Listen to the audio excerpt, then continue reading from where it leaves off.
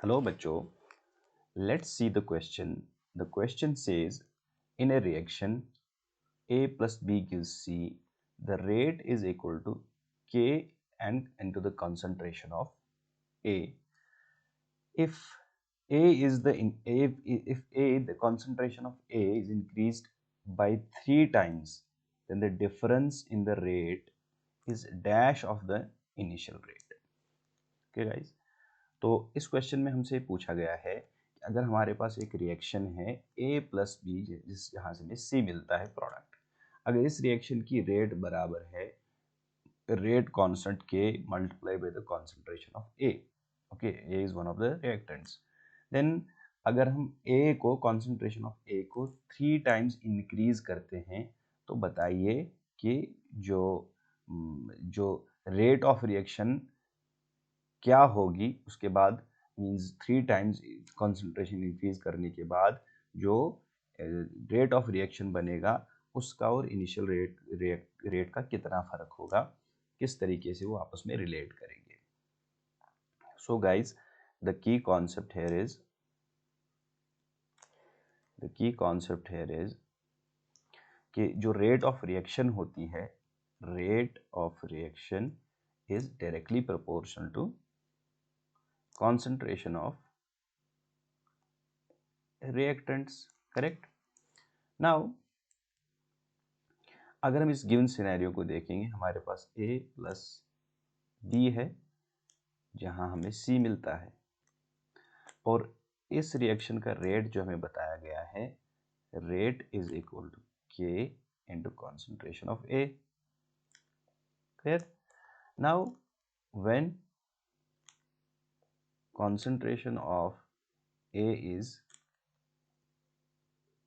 increased 3 times, उस वक्त rate जो होगा, मीन्स इस केस में हमने A की कॉन्सेंट्रेशन को इंक्रीज किया, दैट मीन्स उस वक्त जो रेट होगा, let that be R dash, that will be equal to K into 3 times the concentration of A. Clear. Now अगर हम इन दोनों रेट्स को, इनिशियल और दिस फाइनल रेट को कंपेयर करेंगे, comparing the two rates, we have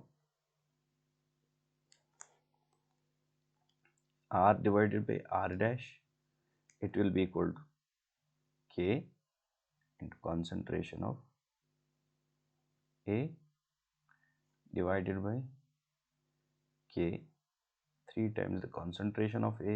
Clear guys. So this and this will be cancel out, this and this will be cancel out. इसका मतलब ये है we'll be getting 1 by 3. Clear guys. That means जब हम दो rates को compare करते हैं, इनिशियल और फाइनल रेट को जब हमने कॉन्सेंट्रेशन इंक्रीज किया है, that is equal to 1 by 3. और वी कैन राइट जो फाइनल हमारे पास यहाँ पे कंसंट्रेशन को इंक्रीज करने के बाद रेट है, that is 3 times the initial rate of the reaction. Okay, 3 times R. So it means the difference, then the difference in the rate is 3 of the initial rate, or 3 times the initial rate, we can say. So the difference, you can write the difference in the rate is 3 times the initial rate.